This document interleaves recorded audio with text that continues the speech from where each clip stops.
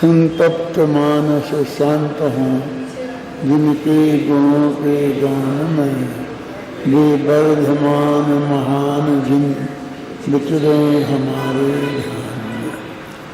हम लोग भगवान की पूजन विधान वगैरह जो भी करते हैं वो क्यों करते हैं, कैसे करते हैं, कैसे करना चाहिए, इन सब बातों को गंभीरता से कम हमारे विद्वानों को तो जानना ही चाहिए। अभी यहाँ आज के प्रवचन में सब विद्वानों की ही मुख्यता है। वैसे तो हमेशा ही विद्वानों की मुख्यता रहती है, फिर भी आज तो विशेष रूप से है, इसलिए मैं उसकी चर्चा करना चाहता हूँ। देखो, अभी आप शांति पाठ के बाद विसर्जनवाद पढ़ रहे थे, उसमें दूसरा छंद है।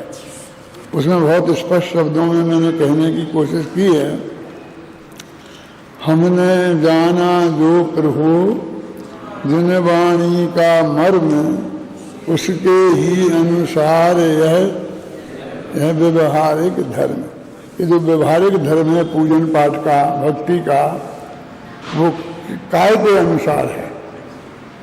किताब पुराने हैं, उनके अनुसार तो मिलता जुलता नहीं है। तो हमने सारे जनागम का जो मर्म समझा है, तो उसके अनुसार ही ये सारा कर्म है, और वो होना चाहिए। क्योंकि हमने जनागम के मर्म में तो ये समझा कि भगवान इस जगत के कर्ता धर्ता नहीं है, किसी को सुखी दुखी नहीं करते हैं, कोई किसी को सुखी दुखी नहीं कर सकता है, ऐसा मर्म हमने समझा है जनवाणी का। और फिर इसमें ये कहें कि तुमने ये किया, ये किया, ये किया, और मैं ये चाहता हूँ कि आप मेरा ये कर दो, मैं कर दो, तो फिर ये भगवान जिनवाणी का मर्म के अनुसार तो हमारा ये व्यवहारिक धर्म नहीं हुआ ना। ये तो व्यवहारिक धर्म हमसे उल्टा हुआ, और हम क्या जिनवाणी के अनुसार अपने व्यवहारिक धर्म को नहीं निभा सकते? क्या हमें जिनवाणी के अनुसार अपना व्यवहारिक जीवन बनाना होगा, तो क्या उसमें हमको अपने मूल सिद्धांतों से तिलांजलि देनी होगी? हमने जिसमें सर्वथा निषेध किया है भिखारीपन का, वही भिखारीपन हम यहाँ से शुरू करेंगे।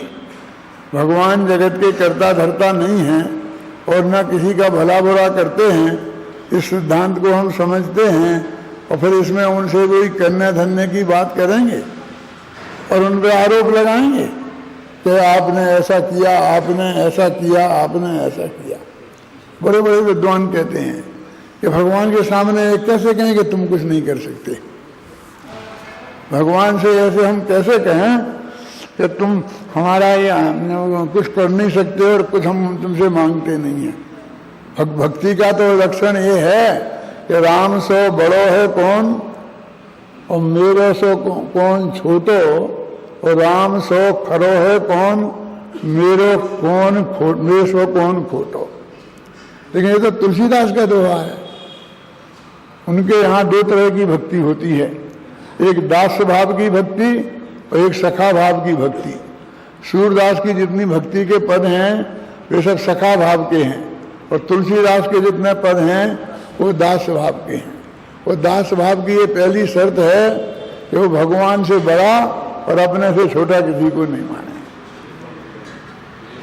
राम सो बड़ो है कौन, और मुँह सो कौन छोटो, और राम सो खरो है कौन, और मुँह सो कौन खोटो। तो अपने को छोटा और खोटा मानना, ये तो वहाँ की पहली शर्त है। और हमारे भगवान तो हमसे ये कहते हैं कि तू मेरे जैसा ही है। हम भी कहते हैं मम स्वरूप है सिद्ध समान। हम खोटे हैं ये कहाँ मानते हैं? हम छोटे हैं वो कहाँ कहते हैं? सब आत्मा समान है, हम तो ये कहते हैं। तो वो जो बात कहीं कही होगी वो दास भाव की भक्ति की सूर तुलसीदास को पढ़ा होगा उनने। जो भक्ति काल की जितनी भी हमारी कविताएं हैं उन पर भी तुलसी का सूर का बहुत असर है, समझे ना। वो हमारे आदर्श नहीं हो सकती हैं। मूल तत्व ज्ञान हमारा आदर्श होना चाहिए। तो इस दृष्टि से आप देखेंगे कि आप कहेंगे ये सब चीजें बदली हैं, शांति पाठ भी बदला है।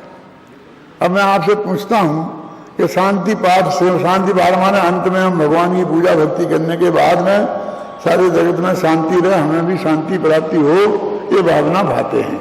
इसमें शांतिनाथ का क्या लेना देना है? शांतिनाथ ही शांति करेंगे, अजितनाथ नहीं करेंगे, संभवनाथ नहीं करेंगे।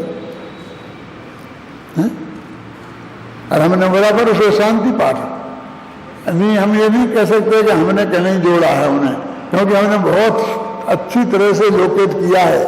पंचम चक्रवर्ती पदधारी, 16 तीर्थंकर सुखकारी, वहां आप 5 में चक्रवर्ती थे, 16 में तीर्थंकर थे। आप ये नहीं कह सकते हैं कि हमारे सब है। चक्रवर्ती और तीर्थंकर से उसे क्या लेना देना है? और फिर जगत में ये कर दो, ये कर दो, ये जगत ये करता धरता है ही नहीं। वो ये बताते हैं कि कोई किसी का कुछ करता धरता नहीं है, सब अपने सुख दुख के जिम्मेवार स्वयं हैं। हम वो बात नहीं कहते और वो बात कहें, हम व्यवहार से कहीं कोई बात आ गई हो तो उसे व्यवहार ही समझे ना। तो लेकिन हमें शांति पाठ होना चाहिए। ये हमारा जो विधान है वो क्या होना चाहिए? शांति विधान होना चाहिए। और शांति विधान जब आएगा जब उसमें शांतिनाथ होंगे,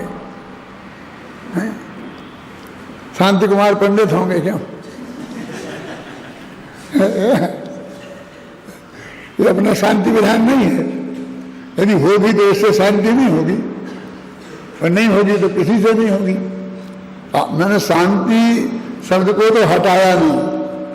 शांति चाहिए ना तुम्हें? शांति के सागर जनेश्वर, सब जनेन्द्र भगवान 24 रंग के विधान है ना, शांति के सागर हैं,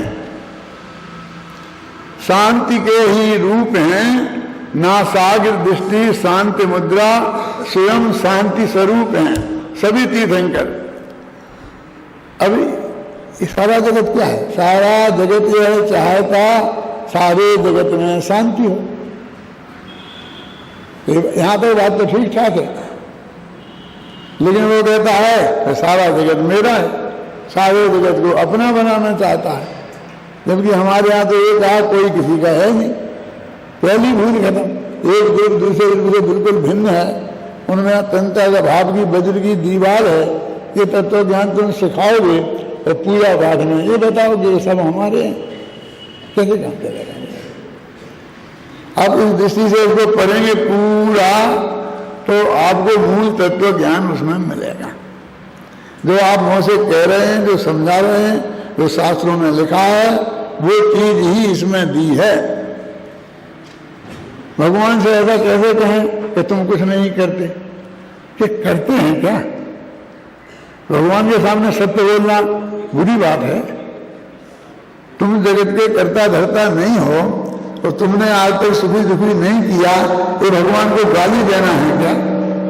किसी ने कुछ नहीं किया ये गाली देना है क्या? प्रशंसा क्या है और निंदा क्या है? बोलिए। हम इसको ही नहीं समझते हैं। हम तो ऐसी प्रशंसा करते हैं, ये मुख्यमंत्री जी आए हैं, ये बहुत महान है, इन्होंने हमारा ये किया, ये किया, ये किया। मेरा बच्चा तो 2nd डिवीजन आया था, मेडिकल में तो 1st डिवीजन वालों का नंबर भी नहीं लगता था। वो तो किसी कीमत पर भर्ती हो ही नहीं सकता था। अब मेरी इनसे पहचान थी, मैं इनके पास गया तो 1st डिवीजन वाले बैठे रहे और मेरा लड़का भर्ती हो गया। अब मैं पूछता हूं ये मुख्यमंत्री जी की प्रशंसा है कि निंदा? कि मेरी इनसे बहुत दोस्ती थी लेकिन 1% कम था तो उन्होंने कहा कि देखो भैया कुछ नहीं हो सकता है, ये तो मेरिट से जाएगा। प्रशंसा क्या थी? क्या करना चाहिए? वो क्या पसंद करेगा? भगवान के साथ भी हमने यही खेल कर दिया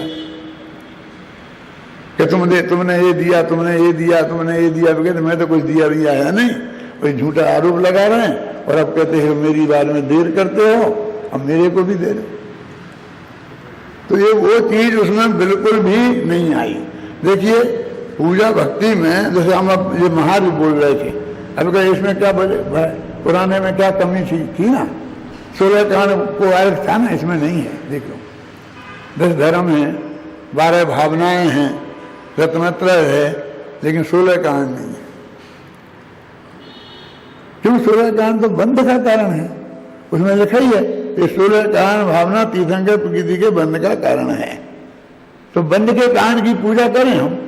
बंध का कारण तो आश्रव होता है, तो आश्रव भाव की पूजा करना है। तो ये है इसमें। पर आप पढ़ो, रत्नत्रय धर्म है, 10 धर्म है, 12 भावना है, ये सब संवर है ना। सगुप्ति समिति परिसर धर्मानुचारित्र आता क्या नहीं सूत्र। तो ये अंतर डाला है इसमें। ऐसा नहीं है कि अंतर नहीं है, उससे अंतर नहीं है तो बदलना क्यों? इसलिए बदलना कि इसमें अंतर है, उस अंतर को हम अंतर समझें। अब देखिए, हमें भगवान की पूजन भक्ति करने आए हैं, तो उसमें भगवान के स्वरूप का वर्णन होना चाहिए। क्या तो हम उनकी स्तुति करें तो वे कैसे थे महान, इसके स्वरूप का वर्णन हो, और या फिर उन्होंने जो हमें तत्व का उपदेश दिया है उसका वर्णन होना चाहिए, है ना। हमारे दुखों का वर्णन उनके सामने करने का क्या मतलब है? ऊंट बलद भैंसा भयो तापे भरियो भार अपार।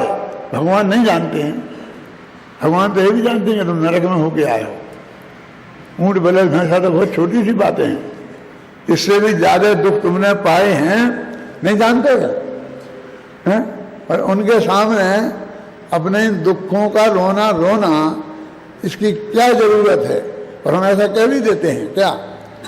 तुमको बिन जाने जो कलेश पाए सो तुम जान। हे भगवान, आपके जाने बिना हमने जो तकलीफें पाई हैं वो आप अच्छी तरह जानते हो। कि हम जानते हैं, तू ये जानता है? हम जानते हैं, तू जानता है कि नहीं? ये बात कि नहीं जानता तो कहता कैसे? लेकिन तुम अगली पंक्ति में तो गिनाना शुरू कर दिया। पशु नारक नरसो गति मझार धरे धरे अनंत बात। फिर मैं कहाँ गया, पूरी कहानी सुनाता है। जब हम सब जानते हैं तू कहता है तो अपनी बात खत्म करना। अब हमने तुझे क्या बताया, ये जानता है कि नहीं इस दुख से बचने के लिए? यदि ये जानता है तो कुछ हमें ही बता। काहे कि हम पाठ सुनाते हैं ना अपने गुरु को कि मुझे याद है, तो हम बताएं उन्हें कि हम ये जानते हैं कि आपने हमें ये बताया। दो ही चीज़ ज़्यादा महत्वपूर्ण है ना। अब उन्हें 24 तीर्थंकर विधान है, तो एक एक तीर्थंकर के लिए तो अपन ने उनके अलग चढ़ाए हैं। तो उनके स्वरूप के बारे में वर्णन, उनके बारे में हमने उनके बारे में किया है। लेकिन पूजन में 24 की सामान्य पूजन है। सामान्य में 24 की एक साथ है पूजन भी। भाग्य से 24 तीर्थंकर भी लिखी गई पूजन अपने इसकी वजह से, विधान की वजह से। और जो पूजने थी अपनी उसमें 24 तीर्थंकर तो नहीं थी ना, लेकिन अभी तो 24 तीर्थंकर पूजन हो गई है। अब उसमें उनकी स्तुति है, और जयमाला में अब 24 की होनी चाहिए, क्योंकि एक एक की पर्सनल बात तो जो कहनी थी वो कह दी। तो 24 में जो बातें कॉमन होंगी वही तो कही जा सकती हैं जब वे 24 पे घटित होंगी। पर्सनल एक एक बार आदिनाथ के पिताजी का नाम क्या था, मम्मी का नाम क्या था, तो सबकी मम्मियों को पिताजी का नाम गिनाने लग जाए तो हो गई। क्यों? कौन से नगर में पैदा हुए थे, कहाँ से हुए थे, कहाँ से, मुझे क्या फर्क पड़ता है? कहीं से भी पैदा हुए हों, कहीं से भी मोक्ष गए हों, क्या फर्क पड़ता है? क्यों? नहीं, बिना गिरनार से नहीं जाते और कहीं दूसरी जगह से जाते तो मोक्ष जरा 19 मिलता। ऐसा तो कुछ है नहीं। क्यों? मोक्ष का ये महत्वपूर्ण है ना। तो एक एक की एक एक चीजें गिनाने से क्या मतलब है? कोई फायदा नहीं है। तो वो सब चीजें 2 छंदों में आपकी जयमाला के 24 का स्वरूप बताया है। और फिर उसके बाद में 24 तीर्थंकरों ने हमें मुक्ति का मार्ग क्या बताया है, क्या सिद्धांत बताए हैं, वो बताए हैं। तुमने 5 साल में पढ़े हैं, बस वही सिद्धांत है। उनको याद रखना रोजीना की बात है हमारा, इसलिए हमें ये करना। वो सारे जगत के सामने भी और सारे जगत को सामने आए। तो कम से कम जो पूजा कर रहा है और जो बोल रहा है तो उसे तो पता हो कि मैं क्या बोल रहा हूं। हम तो जब ये कहते हैं तो मैं क्या करूं, ये तो दौलत राम ने लिख दिया, ये तो भूदेवदास ने लिख दिया, उनसे कहो क्यों। लेकिन पूजा तो तुम कर रहे हो ना, तुम यदि अपने पूजन करते हो तो खुद पूजन रखो, खुद पूजन बनाओ। नहीं तो नहीं बना सकते हो तो गद्य में बोलो, जो कुछ बोलना चाहते हो अपनी तरफ से बोलो ना। और नहीं बोलते हो, पुराने लोगों दूसरों लोगों का सहयोग लेते हो, तो उसमें क्या लिखा है ये तो समझने की हमारी पूरी जिम्मेवारी ही है। तुमसे वकील ये कहे कि अदालत में जाके तुम कह देना कि हाँ साहब जज साहब मैंने इसकी हत्या की है क्योंकि जो हमें मुझे परेशान बहुत करता था, क्या दोगे आप? क्यों? आपका वकील बता रहा है। नहीं साहब हम ऐसा नहीं कह सकते, ये तो एक बालिया बयान हो जाएगा, हम इतना तो समझते हैं, हम तो नहीं कह सकते हैं। लेकिन बेटा तुमने की है ना, हाँ की है, ये तो आपको बता रहे हैं, सच्ची बात है। लेकिन आप कहो तो हम अदालत में नहीं कह सकते। यहाँ सब कुछ कह सकते, जो आपने नहीं किया हो उस कवि ने कहा तो आप भी कह सकते हो। मैंने एक भाई से कहा कि देखो अब बुढ़ापे में तो ये काम छोड़ दो। कि क्या काम छोड़ दो? कि दूसरी माँ बहन को छेड़ाछाड़ी करना। कि क्या बात करते हो भाई, क्या बात करते हो? क्योंकि मुझे तो पता ही नहीं था, तुम्हें आज भगवान के सामने कह रहे थे तो मुझे पता चला। पर बनिता सो जगे जोरी, याद आता है? आता ना है? आया ना कि मैंने पर बनिता से हिंसा पुण्य झूठ जो चोरी और पर बनिता सो दीर्घ जोरी। तो तुम कह रहे थे तो मैंने कहा अब तो बंद करो ये काम। क्या है? मैं कब का, मैंने कब कहा, मैं कह नहीं सकता। लेकिन ये तो फिर कवि ने कहा है, वो कवि ने लगाई होगी आग, उसने जोड़ी होगी आग। क्या जीवन में हमसे कैसे कैसे पाप हुए, कम से कम हम जो मुंह बोल रहे हैं उससे तो हमें पता तो होना चाहिए। तो देखो मैंने 2 छंदों में इसमें भगवान के स्वरूप पर विचार किया है कि भगवान का स्वरूप कैसा है, और बाकी के छंदों में जगत का स्वरूप कैसा है जो भगवान की दिव्य धुनी में आया है वो बताया है। जो आदमी इस जयमाला का अर्थ ही बहुत अच्छी तरह समझ ले तो समझ ले पूरे जैन धर्म का मर्म उसने समझ लिया। वो और किताब पढ़े तो नहीं पढ़े, तो नहीं पढ़े तो पढ़े चले। देखो पढ़ो, 2 छंद पढ़ो पहले के।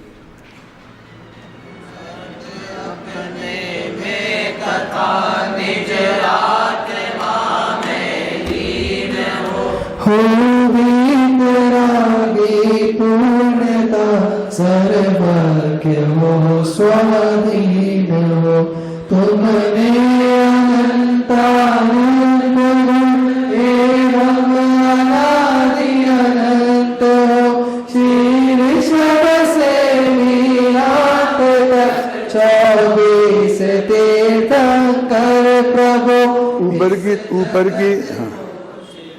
इस जगत को शिव मग बताया, दिव्य ध्वनि से आपने सन्मार्ग पर चलना सिखाया। भाविक जन को आपने जिन तीर्थ का वर्तन प्रवर्तन हुआ, जिन वर आप से चरण रज पाप के भव पार हो संसार से। ये जो बात है कि भगवान, आप भगवान कैसे बने, तो भगवान बनने का उपाय बहुत सीधा सच्चा है कि अपना त्रिकाली ध्रुव भगवान आत्मा को जानना, जो आपकी भाषा में परम शुद्ध निश्चय नय का विषय है, परम भाव ग्राही शुद्ध व्यार्थिक नय का विषय है। उस आत्मा में निज जानना, निजपना होना और उसी में लीन हो जाना, बस यही भगवान का बनने का उपाय है, कोई लंबा चौड़ा नहीं है। अब हम दुनिया भर की और बातें तो करते रहते हैं और ये मूल बात तो हमारे ध्यान में नहीं आती। एक तो हमें उस आत्मा को पहचानना पड़ेगा, उस आत्मा की पहचानना के लिए जिन जिन शास्त्रों का स्वाध्याय जरूरी है, जो गुरु को बात समझाने को तैयार हों, उनके सत्समागम की जरूरत है, वो इसमें शामिल हो जाएगा। तो निज अपनत्व तो अपने में अपनापन करना, बस खत्म। इसका नाम सम्यक दर्शन हो गया। कोई बहुत लंबी चौड़ी परिभाषा की जरूरत नहीं है। और निज आत्मा में लीन हो, और जिसमें अपनत्व किया और उसी में लीन हो जाओ। और लीन होने के लिए क्या करना है कि अपनत्व किए रहो और उसी को जानते रहो। उस जिसमें अपनत्व किया उसी को निज रूप जानना सम्यक ज्ञान है।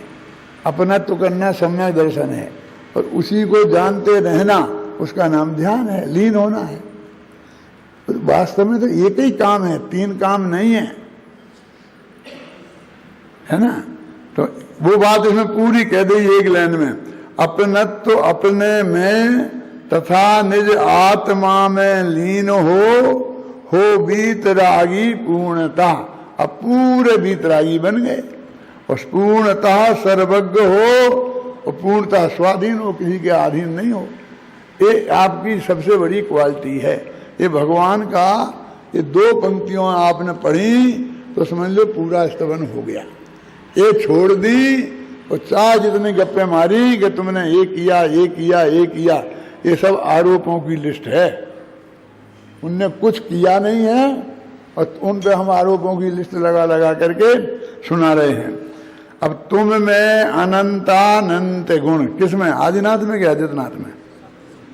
सब में बराबर है, एक गुण कम ज्यादा नहीं है।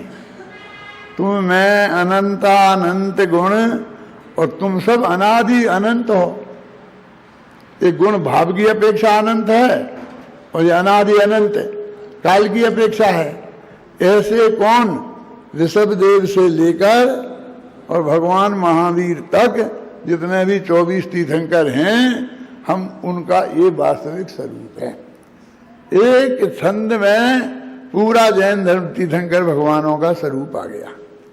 उनका स्वरूप स्पष्ट करना सच्ची स्तुति यही है, ख्याल में है ना। अब फिर इस जगत को शुभमग बताया दिव्य ध्वनि से आपने, जिनवाणी की बात आ गई। अपनी दिव्य ध्वनि से आप 24 तीर्थंकरों इस सारी दुनिया को मोक्ष का मार्ग बताया है। हितोपदेशी विशेषण आ गया, सर्वज्ञ, वीतरागी और हितोपदेशी। ये तीन गुण होना चाहिए ना हमारे भगवान में, तो तीनों गुण आ गए, है ना। सन मार्ग पर चलना सिखाया भविक जन को आपने, जिन तीर्थ का बर्तन प्रवर्तन हुआ जिनवर आपसे। ऊपर तो दिखाया कह रहे थे, अब यहाँ हुआ पे आ गए। आपने उसके लिए कोई प्रयत्न नहीं किया, आपको कोई विकल्प नहीं था, आपको कोई करने की भावना नहीं है, आप में कोई कर्तृत्व की बुद्धि नहीं है। बस आपकी सहज वाणी दिव्य ध्वनि खिली और सारी दुनिया के सामने उसका बर्तन और प्रवर्तन दोनों हो गया। बर्तन माने स्वयं में अपनाना और प्रवर्तन माने सारे जगत में फैलाना। हे चरण रजपा आपकी भवि पार हो संसार से। हे भगवान, आपकी चरण की धूली पाकर ये जीव संसार से पार होते हैं। ये तो भगवान का स्वरूप हो गया, इसमें कोई कमी नहीं रही। ऐसा नहीं कि हमारे पास दो ही छंद थे इसलिए हमने कुछ उनका छोड़ दिया है, पूरा स्वरूप आ गया। अब क्या है? अब पढ़े कि जगत की पढ़ो चौथा छंद। जगत की प्रत्येक वस्तु स्वयं में परिपूर्ण है, नहीं कुछ भी कमी अपने आप में संपूर्ण है। अनित्य है पर्याय से परगाम गण से नित्य है, बदलती है नित्य किंतु बदल कर भी नित्य है। देखो, जगत की प्रत्येक वस्तु, वो प्रत्येक वस्तु में अपन आए क्या नहीं आए, और भगवान आए क्या नहीं आए, तो ये समान बता रहे ना। तुमसे बड़ो और मेरे से छोटे कहाँ रहे, तुमसे खरो और मेरे से खोटे कहाँ रहे है? हम वही बात कर रहे जो सब वस्तुओं में एक सी हैं। जगत की प्रत्येक वस्तु स्वयं में परिपूर्ण है, उनमें कोई कमी नहीं है। जब कोई कमी नहीं है तो मांगने की क्या जरूरत है। और कुछ अधिकता नहीं है तो दें कहां से। एक आध गुण हमें कम होता तो भगवान हमें दे देते, और उनमें के पास ज्यादा होता तो भी हमें दे देते। सबके पास बराबर हैं, जो उनके पास है वो हमारे पास है, जो हमारे पास है वही उनके पास है, और कुछ है ही नहीं। तो जगत की प्रत्येक वस्तु स्वयं में परिपूर्ण है, नहीं कुछ भी है कमी, अपने आप में संपूर्ण है, उसमें कोई कमी नहीं है, वो अपने आप में बिल्कुल पूरी है। बोलो ये जैन धर्म है। ये तुमने पढ़ा ना 5 साल 1-2 साल जितने दिन यहाँ रहे हो, ये बात सीखने में आई कि नहीं आई? इस पर तुम्हें भरोसा है ना? भरोसा होना चाहिए, और है सबको। मैं ये आपका शक नहीं प्रकट कर रहा हूँ, लेकिन मैं ये कहता हूँ कि हमारे जीवन में से वो झलकना चाहिए। क्या जीवन में से?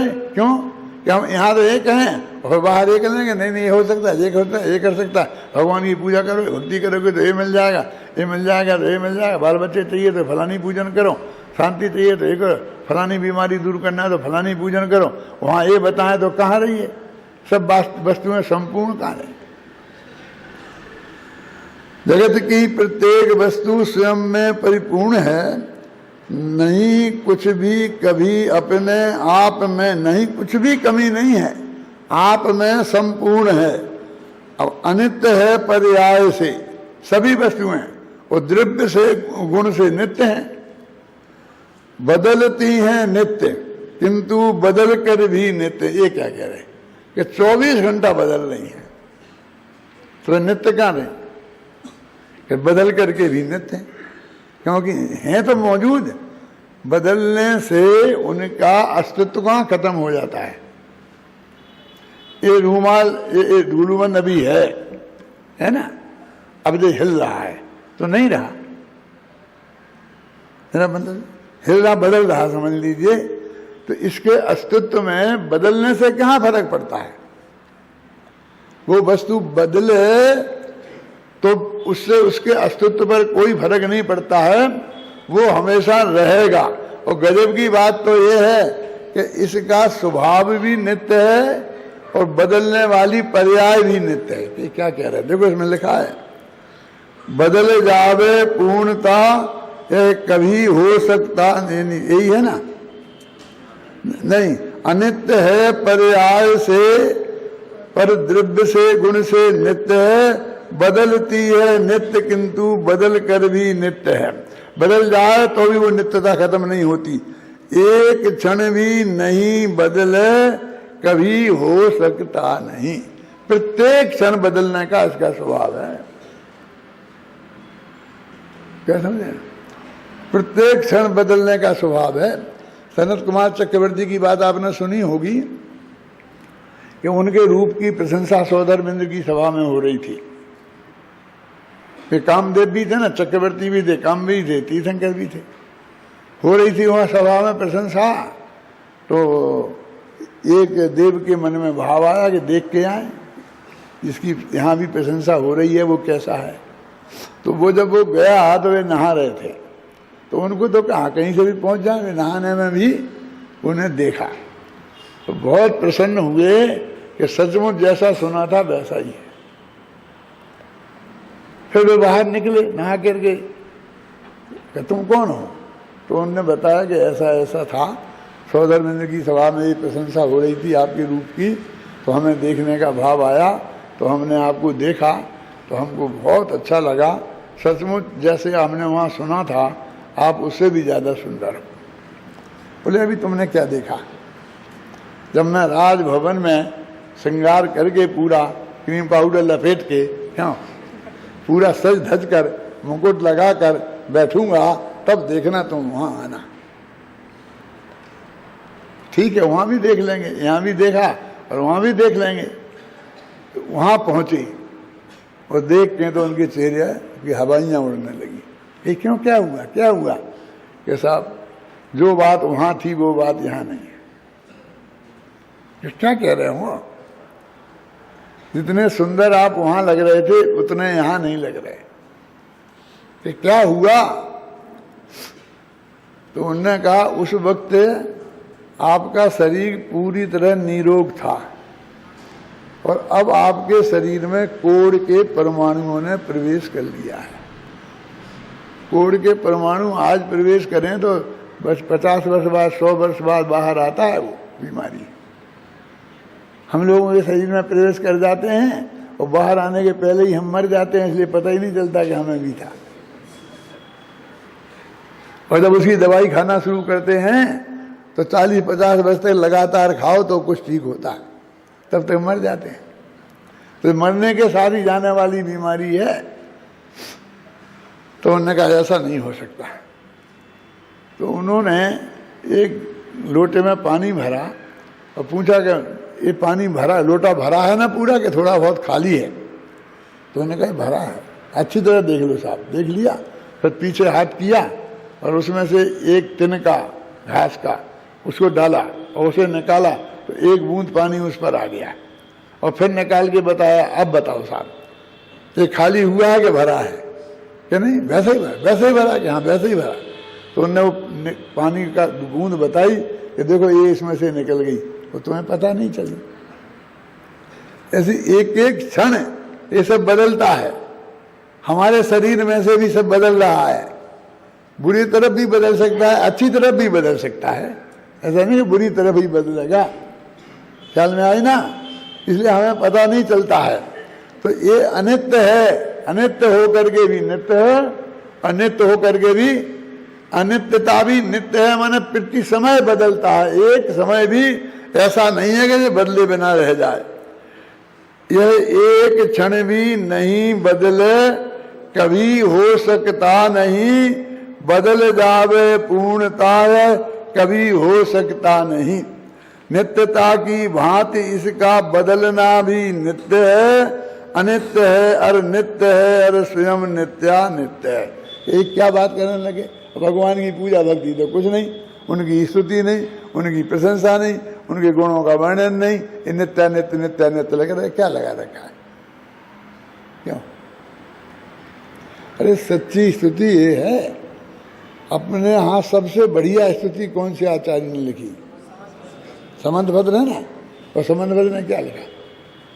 बस सब में इलाही भगवान तुमने कहा कि प्रत्येक आत्मा नित्य है अनित्य, यही देखना। अपन अद्वैत है, द्वैत है, भाव है, अभाव है, अनेकांत की सिद्धि की तुमने ये कहा, तुमने ये कहा, तुमने ये कहा। बस यही सबसे श्रेष्ठ स्तुतियां हैं समंतभद्र की। सबसे पहले स्तुतिकार हैं और उसके बाद में कोई स्तुतियां हैं ना। क्या तूने ये किया, तूने ये किया। जिसने कुछ नहीं किया पर में आज तक, उस पर इतने लंबे चौड़े आरोप हमने लगा दिया। द्रौपदी को चीरे बढ़ायो, सीता प्रति कमल रचायो, अंजन से किए अकामी, दुख में तो। अब एक एक सफेद झूठ। मैं पूछता हूँ किसकी बात कर रहे हैं तुम? आदिनाथ की कि महावीर की कि पारसनाथ की? किसकी कर रहे हैं? ये 24 तीर्थंकर हैं, तो 24 की कर रहे हैं। तो किसने किया था? नक्की करो ना, पता तो लगाना पड़ेगा ना। द्रौपदी का चीर किसने बढ़ाया था? द्रौपदी का चीर जब बड़ा था तब महावीर तो न मालूम कहाँ थे। स्वर्ग में होंगे कि नरक में होंगे कि शेर की पर्याय में होंगे। और आदिनाथ तो मोक्ष में चले गए थे। फिर द्रौपदी का काल कौन सा? पांडवों का काल है ना। बताओ कैसे दो राग उनने बढ़ाए हैं? अब वो तो उनने लिखा था, उनके यहाँ पर है कि भगवान ने बढ़ाया, श्री कृष्ण ने बढ़ाया, जो भी जिसने बढ़ाया वो। ख्याल में आई ना? हमने अपने भगवान, हम क्या, हमने ऐसी स्तुतियां करना शुरू कर दिया। उसमें था शंकर भोले भाले तुमको लाखों प्रणाम, तुमको लाखों प्रणाम। हमने बना दिया महावीरा भोले भाले तुमको लाखों। अपने महावीरा भोले भाले हैं, भोले भाले किनको कहते जानते हो आप? मूर्खों को कहते हैं। क्या कह रहे तुम भगवान से? हैं? अरे हमें तो क्या, हमें तो अपने महावीर की हो गई, बस खत्म। शंकर की जगह से बदला के हमने महावीर का नाम जोड़ दिया। ऐसी स्थितियां हैं। केसरिया चावल रंगवा दे, केसरिया चावल रंगवा दे, इसमें कहां से किसकी भक्ति आ गई? तू केसरिया चावल रंगवाएगा, उसमें आदिनाथ की भक्ति है कि आदिनाथ का गुण है बस पांचनाथ का? क्या है इसमें? कुछ नहीं है, समय बर्बादी के अलावा। तुम विद्वानों से हमें क्या अपेक्षा है? बोलो। ये बात तुम नहीं समझा सकते हो इस जगत के सामने। तुम्हारे पास आगम है, युक्तियां हैं, सारे प्रमाण मौजूद हैं। क्यों? किसी का डर नहीं है। 1000 आदमी तुम्हारे साथ हैं, हमारे भी पृष्ठ का बिल है। हमारे साथ तो कुछ नहीं था, अकेले ही लगाया सब जगह। क्यों? क्या बिगड़ा, क्या नुकसान हुआ? बोलिए। ये तत्व सामने आ गया ना, नहीं तो ये तत्व सामने नहीं आता। अब आप नहीं कर सकते हो तो उसे पहुंचा तो सकते हो, आगे बढ़ा तो सकते हो। आपको कौन रोकता है? भगवान के सामने आप मंदिर में पूजन करो तो आपने कौन सी पूजा करी, कौन पूछता है? क्यों? देवसाज गुरु पे थोड़ा सबकी निगाह भी हो, इनने पुरानी नहीं करी, नहीं करी, ये करी, ये करी, लेकिन और बाकी की पूजनों में तो किसको क्या है? देना देना नहीं है ना। देखो, इस जगत के परिणमन का करता न घरता कोई है ना। ये नहीं कि मैं नहीं हूं, कि भगवान नहीं है, कोई नहीं है ना। इस जगत में सुख दुख का है दान दाता कोई दान देने वाला नहीं है, देने वाला नहीं है। और तुम कहते तुम सुखी करता है, दुखी कर दे, और तुम मेरे को कर दे, उसको कर दे। आप सोचो सच्ची भक्ति क्या है? आप है ना, सब स्वयं में ही लीन है, सब स्वयं के आधार हैं, सब जीव अपने परिणमन के स्वयं जिम्मेवार हैं। आप सब भाग्य से यहाँ आ गए हैं, कोई लाया है, हम लाए हैं, ऐसा कुछ दम नहीं है इसमें। सारे हिंदुस्तान में अरबों 1 अरब से ज़्यादा लोग रहते कि नहीं रहते हैं? उनमें से कहाँ से किस किस गांव से कौन छट के आया है, हम तो उन गांव के नाम भी नहीं जानते हैं। और तुम यहाँ 5 साल पढ़ के चले जाते हो तब भी उस गांव का नाम हम नहीं जानते हैं। कोई पूछे इस गांव से कोई आपका आदमी पढ़ने आया था तो हम नहीं बता सकते हैं, और तुम्हारा नाम भी हम नहीं बता सकते। हमने क्या किया? क्या था हमारा? इसमें लिखा है निमित्त उपादान, दोनों बात लिखी है ना, कि निमित्त उपादान उसका आत्मा है और निमित्त कर्म का उदय है। लिखा कि नहीं लिखा? कौन सी पंक्ति है? पढ़ो, मैं तब तक इंतजार नहीं कर सकता। जीवन मरण हर दुख सुख सब स्वयं से होते सदा, और कर्म के उदय उनमें निमित्त होते हैं सदा। अन्य कोई जीव तो उनमें करे कुछ भी नहीं, हम रोष करते रहे जबकि करे वे कुछ भी नहीं। कितना बड़ा सत्य है। जीवन में किसी में कोई किसी का कुछ नहीं करता, कि निमित्त तो है, निमित्त तो है। हमारे दिमाग में घुसा हुआ कि निमित्त उपादान 2 कारण होते हैं, और हम कहेंगे नहीं निमित्त से कुछ नहीं होता है, तो झगड़ा खड़ा होता है। हम कहें निमित्त तुम हो गए, उनके आयु कर्म का उदय है, कि आयु कर्म का क्षय है, तो वो उपादान भी हो गया और निमित्त भी हो गया। तुम कौन होते हो तीसरे बीच में? है ना। उसके सुख दुख जीवन मरण का हमारे सार में लिखा है, मैं नहीं बोलता हूँ, बंद अधिकार में, कि उपादान वे स्वयं है और निमित्त कर्म के उदय। तुम तीसरे कौन होते हो बीच में? और हम मुफ्त में ही करता बने फिरते हैं, दूसरे को आरोप लगाते। हम दूसरों पर गुस्सा करते हैं, पड़ोसी पे, जब वो बेचारे ने कुछ नहीं किया है, हैं? हैं? तो कर्म तो करें, गुस्सा तुम्हें तो गुस्सा करना ही है, तो किसी ना किसी पे करोगे, लेकिन उसे तो छोड़ो बेचारे को। वो पड़ोसी से राग द्वेष करके तुम क्या करोगे?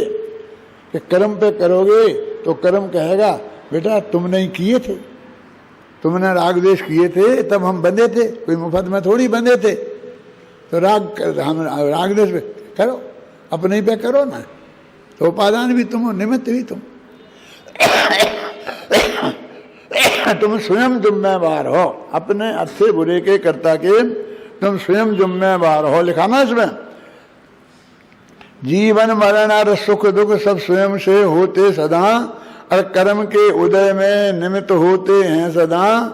अन्य कोई जीव तो उनका करे कुछ भी नहीं, हम रोष करते रहे जबकि करें कुछ भी नहीं। देखो अगली पंक्ति में लिखा था, और मैं तुमसे कह रहा था वो पंक्ति निकालो, मैं इंतजार नहीं कर सकता। क्यों? इसमें अगली पंक्ति में लिखा ना, अरे पर में एकता ममता भयंकर भूल है। आज तक सबसे बड़ी भूल हमने की है तो क्या की है मालूम? पर में मैंने शरीर में, स्त्री पुत्र मकान जायदाद जो भी पर हैं उनमें अपनापन किया, एकत्व किया, और ये मेरे हैं ममता की। एकत्व माने अपनापन और ममत्व माने ये मेरे हैं, एक मैं हूं और एक मेरे हैं। ये सबसे भयंकर भूल है। इस भूल का नाम मिथ्यात्व है ना। और करना भोगना पर को भयंकर सूल है, और मैं पर का करता भोगता हूं। अभी तो आपने पढ़ा ना, एकत्व ममत्व कर्तृत्व भोक्तृत्व समय सार के एक जीवाजीवाधिकार और कर्ता कर्माधिकार। शांति जी पढ़ाते हैं और आप पढ़ते हैं, रोजीना में सुनता हूँ आपका सब जो पढ़ाते हैं शांति जी, वो भी सुनता हूँ, मैं चक्र भी सुनता हूँ पूरा, वो जो पढ़ाते हैं ना, क्या नाम संजीव बोला। तो ये बात तुम्हारे लिए तो रट गई ना, पूरी हो जानी चाहिए ना, वो जीवन में रटी रहना चाहिए, भूलना नहीं चाहिए। घबराओ मत कि साहब हम ये बोलेंगे तो कोई हमें सुनेगा नहीं, हमें गांव में ठहरने नहीं देगा हमें। अरे कुछ नहीं होने वाला है,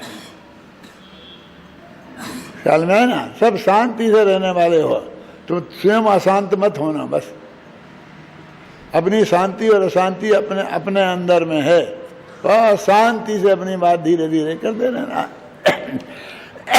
मिथ्यात्व मिथ्या ज्ञान एवं आचरण प्रतिकूल है, इन सभी की निवृत्ति ही भवोदधि का कूल है। संसार समुद्र का किनारा, एकत्व मत करते तो भोगते तो छोड़ दो, तुम्हारा आ जाएगा। अब पाप पुण्य की ये बात आ गई। एक कितना समय सार हो गया, जीवाजीवाधिकार और कर्ता कर्म अधिकार हो गया। अब पुण्य पाप अधिकार शुरू हो गया। मैं पढ़ा ही रहता हूँ, एक दिन में एक पूजा में तुम्हारा पूरा समय साल लिख दिया मैंने। लिखा है क्या नहीं? देखो है ना, पढ़ो। पाप के सम पुण्य भी तो चतुर गति का मूल है, पुण्य को सुख कर समझना भी भयंकर भूल है। पाप के सम पुण्य भी तो बंध के अनुकूल है, और संवर निर्जरा और मोक्ष के प्रतिकूल है। उसे संवर निर्जरा और मोक्ष तो होने वाला नहीं है। पुण्य और पाप का तो बंध ही होता है, समझे ना। तो आश्रय और बंध के ही अनुकूल हैं। इसलिए ये बात हमें समझना, ये भी हे भगवान आपकी दिव्य ध्वनि से हमने समझी है। ये कह रहे हैं भगवान से, भगवान की स्थिति हो गई बस। क्योंकि हमें अपने आप अंदर से तो नहीं समझी, दिनवाणी के माध्यम से समझी ना। अब कहते हैं बंध की पर्याय, वो पढ़ो मोक्ष की पर्याय, दोनों भी पर्याय है, और मैं तो पर्याय से भी पार हूं। बंध की पर्याय है और मोक्ष भी पर्याय है, पर त्रिकाली आत्मा पर्याय से भी पार है। यह त्रिकाली आत्मा में भवोदधि से पार हूं, और मैं तो संसार से पार ही हूं, मुझे पार होना थोड़ी है। तो त्रिकाली तो भगवान आत्मा में ये नहीं है, इसका मतलब पार हूं। पार होने का मतलब समझ गए?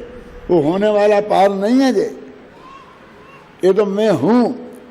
मैं स्वयं ही अरे जिनवर स्वयं का आधार हूं।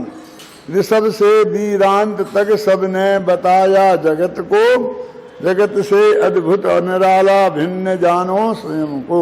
और ये बताया है कि सारी दुनिया से अपने को भिन्न जानो और अद्भुत जानो अपने को। साधारण नहीं समझना,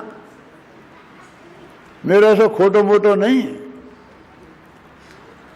और एकदम लीन कर दो स्वयं में ही स्वयं को बस, एवं सभी संसार से तुम भिन्न कर दो स्वयं को, ये मोक्ष का मार्ग है।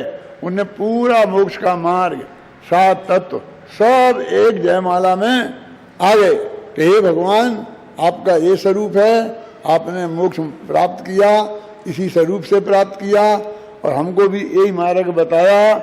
ऐसा भगवान 24 भगवान की ये स्तुति है। जिनवर का उपदेश है एकमात्र है, एक दिन सारे जनागम में एकमात्र सार ये है। धारे जो उनको करें भव समुद्र से पार, जो इसको मान लेंगे वो संसार समुद्र से पार हो जाएंगे। तुम लोग आ गए ना यहाँ, तो 2-4 दिन रुक जाओ, 2-4 दिन रुक जाओ और फिर भाग जाओ। रोटी अच्छी नहीं लगी, कहीं कुछ अच्छा नहीं लगा, कि मम्मी की याद आ गई, तो अभी ये तुम्हारे कान में पड़ जाएगा ना, तो तुम्हारे काम आ सकता है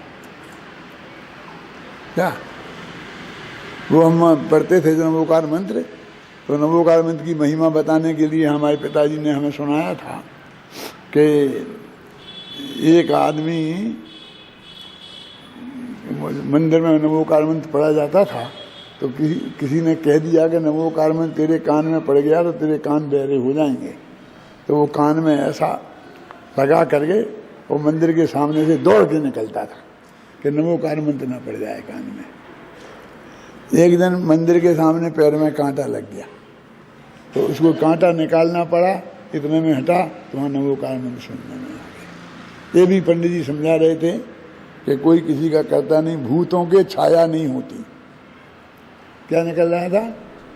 भूतों के छाया नहीं होती, देवता होते उनकी छाया नहीं होती। उनके कान में पड़ गई। अब वो जो कि रात में सपना आया कि हे भूत आ गया, भूत आ गया, भूत आ गया। कोई चोर घुसा था, उसने उसे भूत समझ लिया, तो उसे वो बात आ रही कि मैंने सुना था कि भूतों की छाया नहीं होती, इसकी तो छाया पड़ रही, ये भूत नहीं है। तो हिम्मत आ गई, पकड़ लिया उसे। कोई एक दिन का एक वाक्य सुनने से है तो ये मैं इससे बच गया, और यदि मैं रोजाना सुनता जनवाणी तो कितना क्या हो जाता।